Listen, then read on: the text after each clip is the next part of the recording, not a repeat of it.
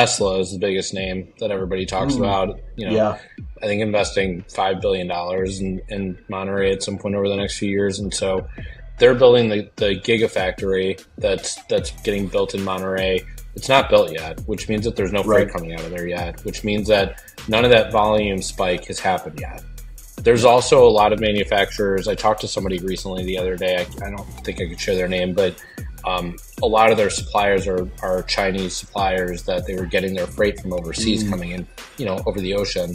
Those companies have all set up joint ventures with businesses in Mexico to start producing what they were making in China in Mexico to continue to supply to that manufacturer. Mattel has been documented as being somebody that's investing heavily in Mexico, moving a lot of their product, I think, to Guadalajara and Monterrey. And there's tons of other companies. And I think what we're seeing right now is a lot of that's happening, as close to the border as possible to minimize transit, minimize risk, minimize time.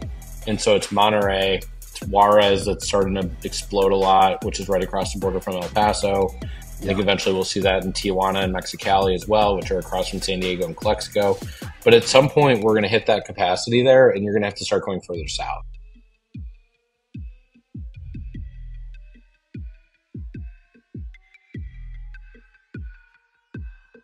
Welcome to the ThinkFreight podcast. I'm your host, Thomas Werdine, and it's my pleasure to have Matt Silver, founder of Forager and now Cargado. Matt, welcome to the ThinkFreight podcast. I appreciate you coming on. Thank you. Thank you for having me. No, absolutely. I know you're a Bulls fan. I wore the Bulls hat today just for you. They're looking a lot better without Zach LaVine, which kind of sucks, but I think it's time to move on from him. I know we're talking a little bit Bulls basketball before the podcast, but definitely, I think it's time for us to move on. I had another friend of yours on. I had Rob from Carrier Source on. We were talking about the Bulls as well and how we both agreed it's time to maybe blow up the team or at least trade Zach LaVine. What is your thought on that? I think he needs to be traded. I like him, and I was a fan of his and wanted them to sign him to an extension when they did. But it seems like the team's doing better without him. There's got to be something going on between him and the coach and potentially him and some of the other teammates. I don't know. I'm not a sports expert, but I think it's time to move on. Yeah, I agree. I'm a diehard Zach LaVine fan. I was really happy when the Bulls got him. I have watched him since UCLA, so I was really pumped. But I agree. It's time to just move on. It's time to get something fresh in there. I think him and Billy Donovan both have issues with each other. So I just think it's time to move on. And I'm also a Bears fan. I know you're also a Bears fan. Good to see a little bit of growth, but also they've kind of fumbled some wins here at the end, which kind of helps draft wise. But you kind of want to kind of lock those wins down when you can. I would rather see them win throughout the rest of the season and see Justin Fields pick up more momentum, play better, and have some continuity going into next year with hopefully a new offensive coordinator at least. Eberflus has earned a little bit of relief, I think, from at least the fan base, from what I've seen on the internet. But I think I want Justin Fields to stick, and I want that first pick to be Marvin Harrison Jr. and stack the offense. Yeah, I think that with us having Carolina's pick, it makes a lot of sense for us to try, because we're going to end up having still a good top 10 or top 15 pick, whether we win out or not. So I would have liked to see, he's had some good momentum, but I'd obviously like to see him get some wins and get some of that additional momentum from those clutch wins. But let's dive into this, Matt. Let's talk a little bit about your background, who you are, and how did you get into freight? What was kind of your path here? So I've been in the freight industry for a long time. I grew up around it, watched my dad build American backhaulers, and I didn't actually understand what he was doing until I started working at Coyote and started off as a driver services rep. I was calling drivers, asking them for updating the TMS. That was back when I was 19 in 2007. One day I was told that my new job was going to be to go call carriers and try to sell them on moving freight from Staten Island, New York to Worcester, Mass. Kept offering them $400, kept getting hung up on. I learned a lot from that. I ended up developing a carrier that I think stuck around for a while, but it was a good learning experience. And so I started working at Coyote in 2007. At the same time, I was starting to go to college. I ended up going to Redlands for a year before spent 2 years at a film school in Chicago. When I was Oh, nice. 21, when I was 21, I moved to LA to try to make it in the film industry. And so I started, directing music videos and trying Wow. to just work on video shoots, but I didn't really end up making any money doing that. And so after a year, I'm 21, I'm about to be 22, and my dad calls and says, I'm done supporting you to just live in LA and do whatever you're doing there. You can either get a job in LA and pay your own rent. You can come back to Chicago and work at Coyote if you need to, go down to San Diego and work down there at the Coyote office in San Diego. And so I said, you know what, I'm going to go down to San Diego. I'll do that for a year. And after a Yeah. year, I'll go back up to LA and I'll continue to pursue this. And so that was in 2010 that I moved down to San Diego, and I'm still in freight. So I ended up not moving back to LA. I moved. I stayed in San Diego for 3 years. I operated Exide and interstate battery freight. Ended up Hmm. developing capacity around that, and one thing led to another. And before I knew it, I had this carrier that was moving freight from the PNW, from the Pacific Northwest, going down to Yeah. Southern California. They kept asking me for freight going to Calexico or San Diego or Tijuana or Mexicali. And they'd also say, hey, we'll take cross-border freight if you have any of it. And I said, no, thank you. I don't want anything to do with cross-border freight. It's Right. confusing. It's in another language. I don't want anything to do with it. I'm booking all this domestic freight really, really easy for me. Yeah. And a few weeks later, I get this email from a sales guy that reached out to the whole company basically saying, I've got these Mexico loads. Who can help me with them? And I forwarded the email to the carrier. They gave me a rate back. I brought it back to the sales guy. We won the loads. I made significantly more commission on those loads than I did on the domestic freight I was moving. Domestic And so I stuff. started, Yeah. yeah, so I started just diving more into that and I ended up starting the Mexico business that way at Coyote. And so I was there until early 2018. I left in March of 2018, and then 6 months later, I ended up starting Forager with two of my best friends, Jordan and Jesse, and we built what effectively became a cross-border digital freight brokerage, and Mm. had ups and downs. We raised some venture capital. We did get acquired by Arrive at the end of January of 2022, but it was not without a lot of ups and downs, a lot of struggles that we went through. There's a lot that I learned from. Yeah. And then for the last, year and a half, I spent integrating Forager into Arrive, helping lead initially the Mm. cross-border ops team and then sales group. And I left at the end of September to start building software again because I think that this industry needs technology, and Yeah. I think it needs to be built by people that actually understand how freight works. And so I'm lucky to have found a co-founder in Rylan who came from Convoy and was there for 7.5 years. And now we're working on Cargado.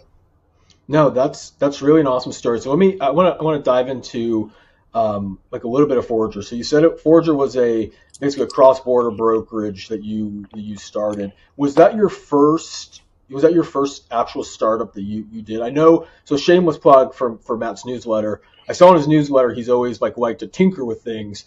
But was this your first real like adult project that you started? Adult, yes. I tried to start like a production company when I was in film school and do Interesting. music videos. Yeah, And yeah, here's the thing that I would say, there's one little thing I tie together from filmmaking to building a business. When yeah, you're directing a video, whether it's a movie, a music video, a short film, something longer, you're pulling together all these creative people that are part of your team because everybody on a film set is creative, whether absolutely. they're creative with a camera, with lights, with acting, with writing, they're creative.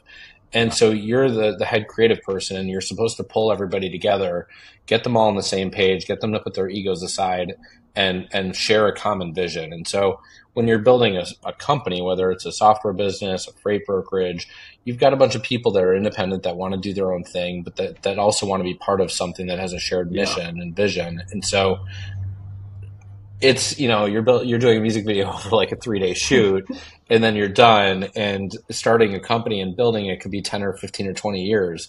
right. But I find some parallels to it and a little bit of prep, but this was, I started the Coyote Mexico business, but that was inside of a company. Right. And so, yeah, Forager was definitely the first time we started an actual company, raised money, built it, and went through all that. So, what was your thinking at the time when you left Coyote and you were just were you thinking I'm going to start this company? Was that always the plan, or you were just kind of like had another vision? What were you thinking? Um, so when I first left Coyote, the reason I left Coyote initially was because I was going to work for Project 44, and Hmm. I was having conversations. It was not, there's not like a dead set offer, but I Yeah. had had enough working at a big freight brokerage, being part of EPS, and there's red tape. Like they're a great company and organization, but like you can't move as quickly when you're part of a big company. And so Yeah. I I was considering going and working for Project 44. I had also been reached out to by a few different freight brokerage leaders up in Canada that had a strong Canadian business. Hmm. And they said, hey, why don't you help us grow in the United States as an American and also take us into Mexico? And I'm having these conversations with P44 where at some point during the conversation, the executive that I was talking with said, hey, you keep talking about Mexico freight. We're a visibility company. Are you sure this is what you actually want to do? And I said, no, I don't think so. And meanwhile, these brokers, I'm talking to them, and they were both using software that's definitely on the older side as far as the TMS goes. And I had just spent over a decade operating out of Coyote's TMS, which I thought was world class. And I said, I think we should build a TMS from scratch and throw it out, throughout the TMS that you're using. And both of them gave me an answer that was kind of along the lines of like, sure, at some point we can get there. We'll think about it. And they made me offers. Like it was a great, like compensation wise, it was great. Yeah. But I was having this conversation with Ted Ailing, who had built Access America and well known in the industry, Yeah. and talking to him about what I want to do. And he said, if you ever want to be able to kind of really control your own future and your own destiny and this roadmap, you have to go build the company yourself. You can't go do it working for somebody else.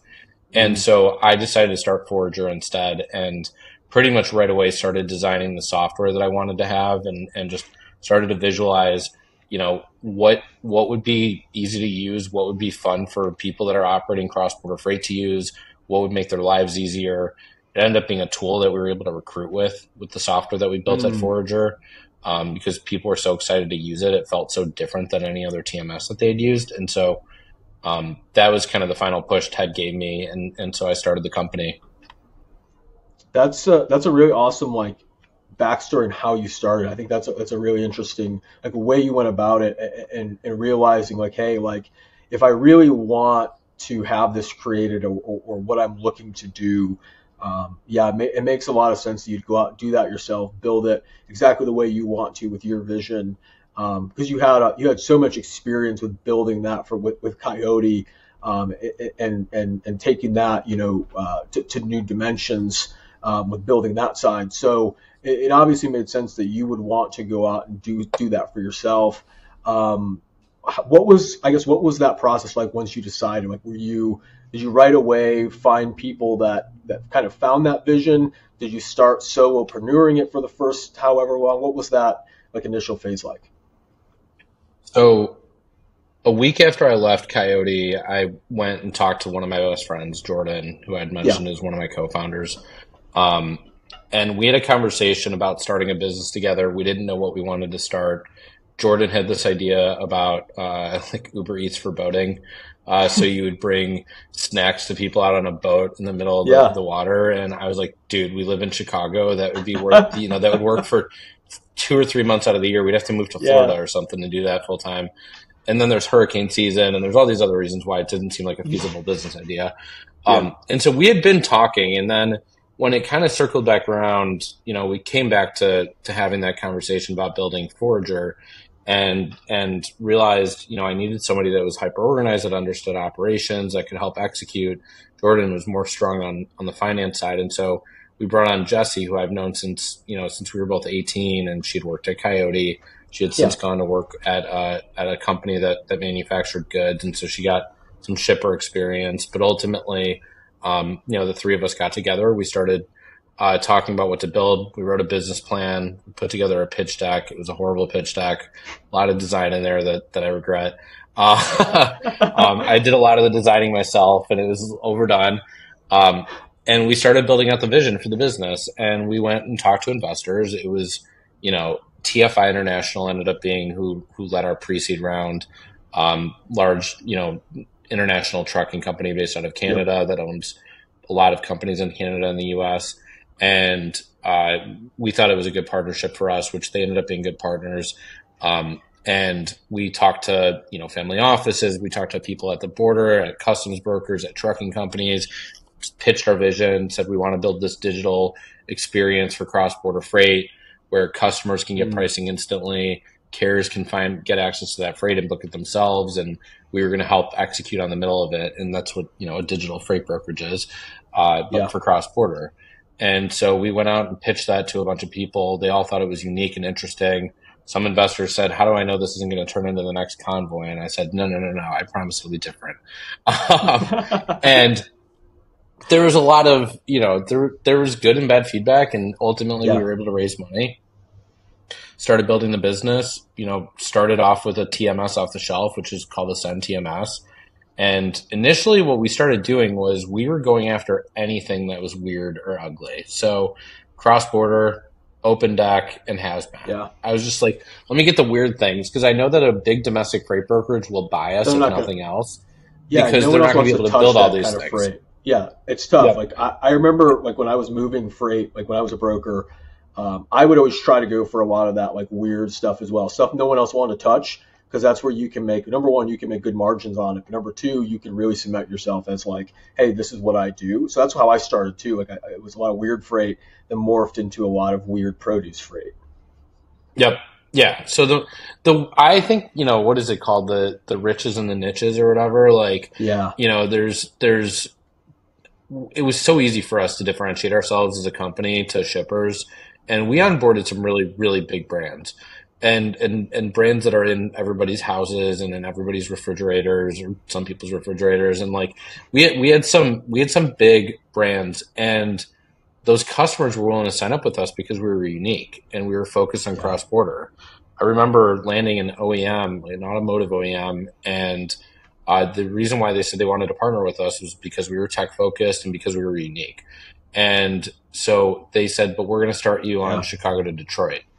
And I said, what do you mean Chicago to Detroit? That's not cross border. And they're like, well, cross border is way too complicated. We want you to start with something easy so you can be successful. And I'm like, I don't have any carriers. I mean, I can find carriers in Chicago, but like, I don't yeah, have yeah, anybody to run that lane. Like, we're cross border focused, and we actually built our TMS. It could handle it, if we needed it to, but we built rules in so that you could not build a domestic shipment. Like, we hmm, eventually blocked any domestic freight other than stuff going to the border. And so we wanted to stay hyper focused. And yeah, so this OEM saying, we're going to start you in Chicago to Detroit. I'm like, no, we have to be cross border. Like, I won't take that stuff. And so they ended up actually letting us do the cross border piece. But the differentiator is kind of how, new startups that I see, new freight brokerages that are starting up in the space. I'm just baffled when they're just focusing on the U.S. domestic market and they say they do all 10 things that every freight brokerage wants to do. And it's yeah. just like either pick something to focus on, whether it's, the Southeast or cross border Mexico or Canada or LTL, but don't try to do everything. Yeah, I completely agree. It's you got to have some kind of focus or differentiate yourself. There's way too many brokerages out there that can do everything. If that's your vision overall, great. You can start by niching yourself into this is what we do, whether it's cross border, LTL, partial, whatever it may be. You can find a niche that you can make money in, and then say, okay, maybe we expand into this or expand into that. If that's your overall vision, like what you said, it makes a lot of sense to just focus on one thing because you can do that really well. I mean, it can set you up to be acquired or whatever it may be, whatever the vision is, to make bigger plays in the future. Yep. So I wanted to talk a little bit more about like some of the like cross border and nearshoring pushes that we've seen over the last few years, especially since COVID and the pandemic. We've seen a lot of those pushes to get supply chains closer to home, pushes in manufacturing to be in Mexico. Aside from the pandemic, was this kind of kind of coming before the pandemic, or is this more just before because of the pandemic? Yeah, it started with, I mean, it's been happening before this, but NAFTA becoming the USMCA during the Trump Yeah. administration, which was very much branded as America First, was really about North America as a whole getting Mm, stronger. And, one of my favorite stats to call out about it is in under NAFTA, 62.5% of the parts that go into a car had to be made in North America. And under the USMCA, that number went up to 75%. And so those new parts that are getting manufactured are much more likely to be getting manufactured in Mexico than in the United States. And so that encouraged more manufacturers to move to Mexico or the United States or Canada a lot sooner. And that was, I think back in 2018 it got announced and rolled out. And so that was 3 years before or 2 years before the pandemic started. yeah. And so I think that was the first starting point. Trade tensions with China have also been getting, Mm, difficult yeah. and more difficult. And even again, same thing before the pandemic happened.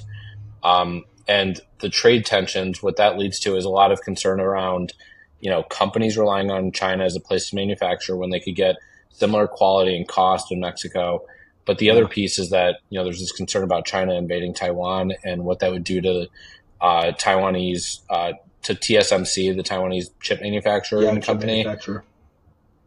And so, there's this CHIPS Act that recently was introduced that's encouraging semiconductor chips to get made closer to home in the United States. TSMC is building that giant plant in Arizona. They're going to they're going to get a lot of their supplies from Mexico. And so I think Mm, there's more than just the pandemic that made everybody realize they need to move closer to home. It makes a lot more business sense to do it and to be using building in a country that we consider to be friendly, which I've heard some people refer to as friendshoring, yeah. compared to China, where we don't have as good of relations.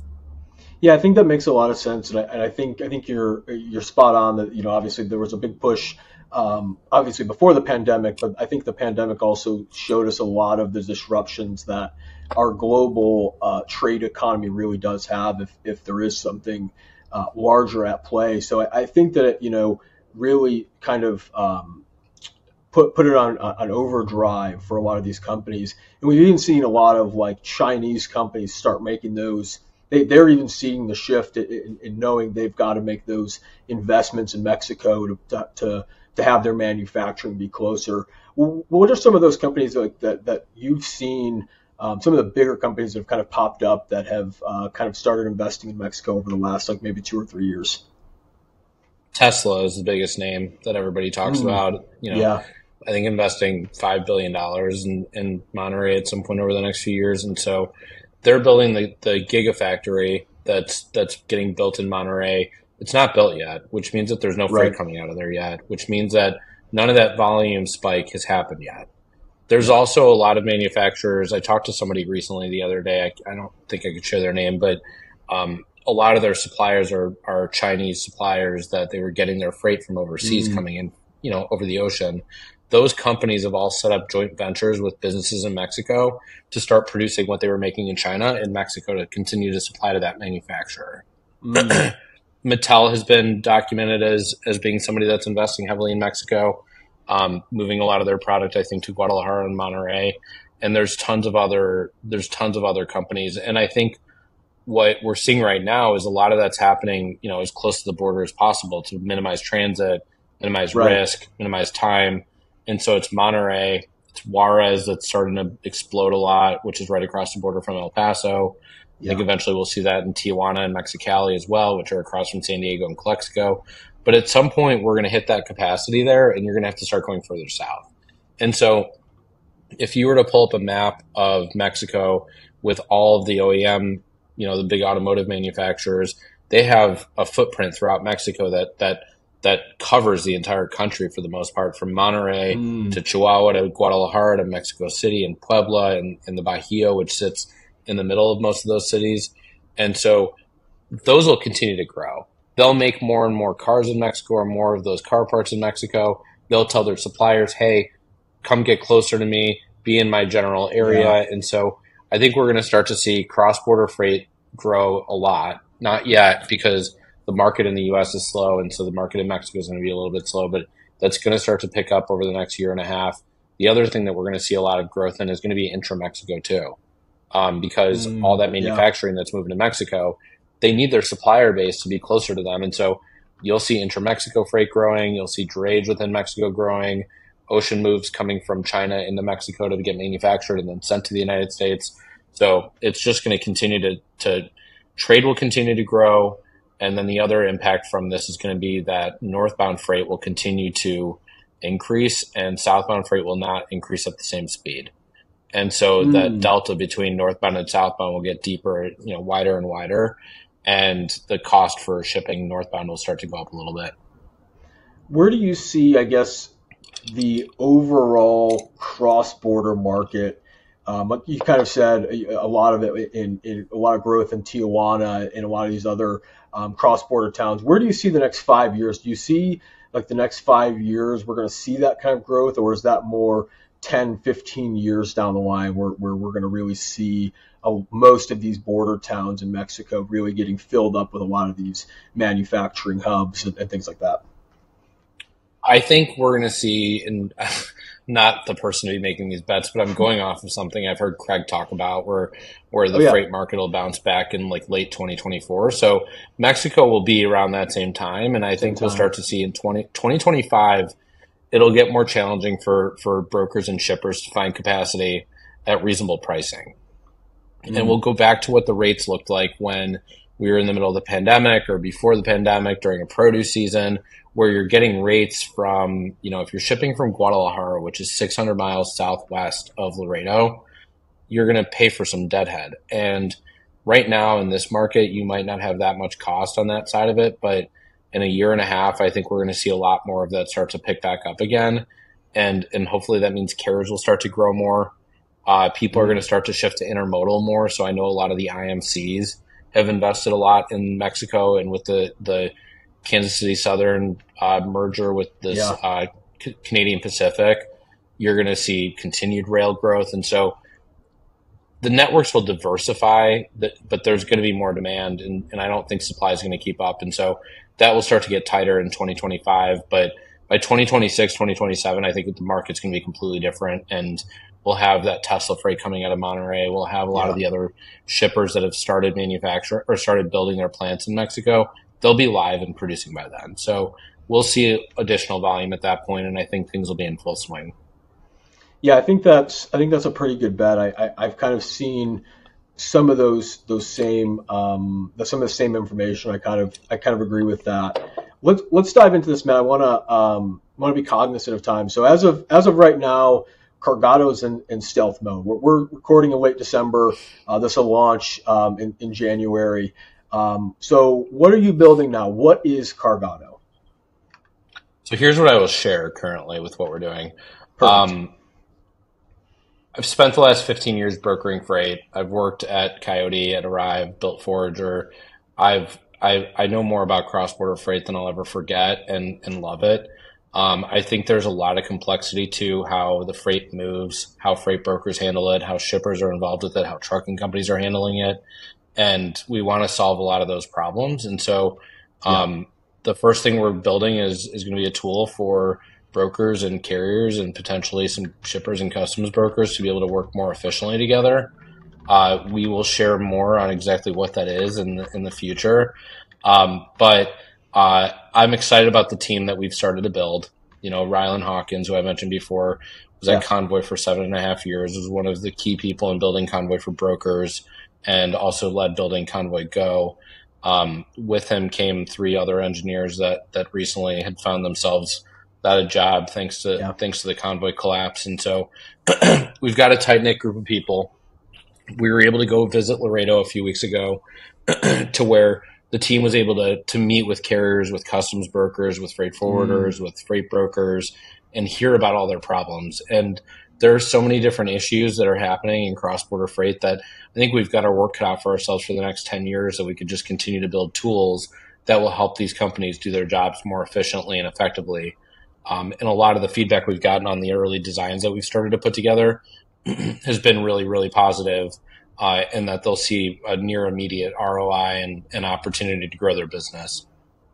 I think that's really interesting. I know that there's a lot of ways and a lot of expansion that can happen in the cross border space. So I think it's really cool that you guys are working on kind of tools to help bridge some of those gaps.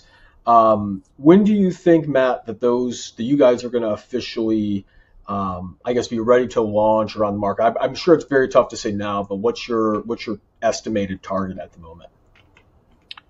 So we have a long wait list, and uh, we're going to have users using it at some point in Q1. Potentially even by the time this podcast airs, there might be at least some people in it. We're going to start invite only. I want to I curate like this that. thing as much as possible, and we don't want to overload the system. We don't want to overload our ability to service it. There's 5 of us, Yeah. me and 4 people that know how to write code, and I don't know how to write code. So my job is building the relationships and writing a lot of posts on social media, I guess, and a newsletter. But we're going to take our time in terms of how the market evolves and how people react to it and what other questions we get, what other feature requests we get. We've taken it to, I want to say there's about 40 different businesses that have seen it and so they Oh like wow. it and signed off on it.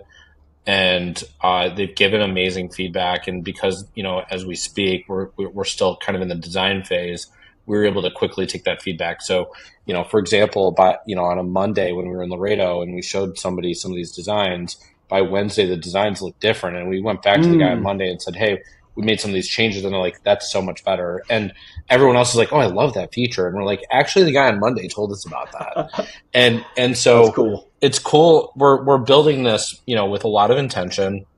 Rylan learned a lot, and Steven and Jonathan and Tegan, they all learned a ton from their time at Convoy.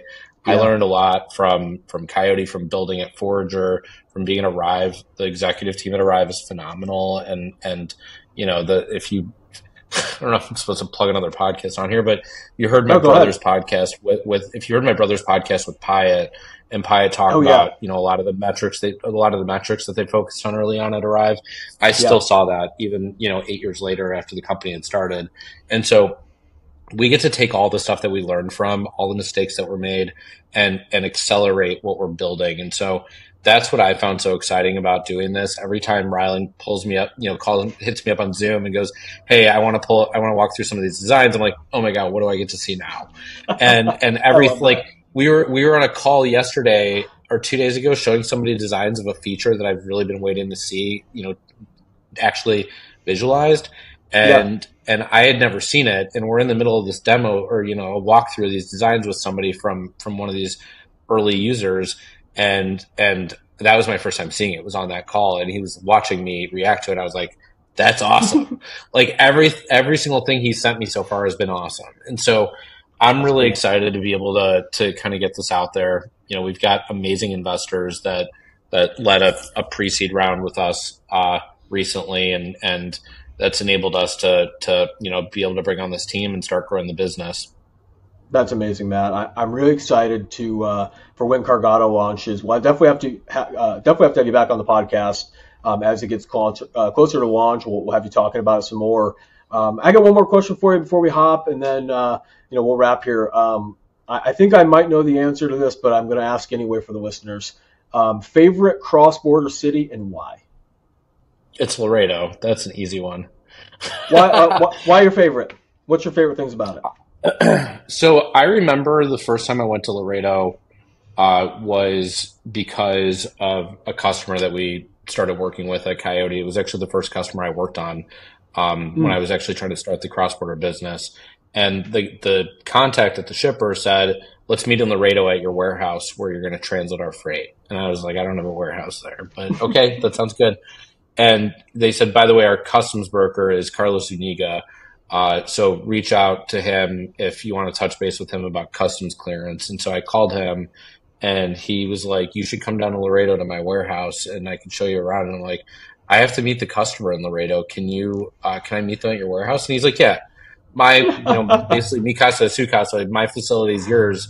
Tell him it's your facility. And so we had the meeting at his facility, and I gave him a tour of his facility like it was mine. And that was my first time to Laredo, and it was very welcoming. And every time you go down there, people are very welcoming. It's all freight. Like, Yeah. I think there's 250,000 people that live in Laredo or something like that. And not all of them work in freight, obviously, but everywhere you drive, everywhere you walk or go, it's just freight. There's trucking companies, city. there's warehouses. Yeah. And it's to me, it's like the epicenter or the mecca or whatever of cross-border freight. 40% of all volume moving across the border moves through there. So, that's my favorite freight city. No, I love that, Matt. I want to, thank you again for taking the time. I know you're busy. Make sure, if you're listening today, make sure to check out Matt and Cargado. Where can people find you guys once everything is a little bit more live? They can go to cargado.com, Cargado. Find me on LinkedIn or Twitter or X or whatever it's called now. You'll find me talking about nearshoring and Mexico freight and logistics and entrepreneurship and posting really dumb lists about how you can do your job better. So, and you have a newsletter as well, right? Yep, mattsilver.substack.com. Sweet. I will have all of your links in the show notes, or if you're watching on YouTube, they'll be in the comments. If you like today's podcast, make sure you give us a like and review. It helps us a ton. And don't forget, we do drop newsletters on Monday and Wednesday, thinkfreight.io, and we'll catch you guys in the next episode. Thanks again, Matt.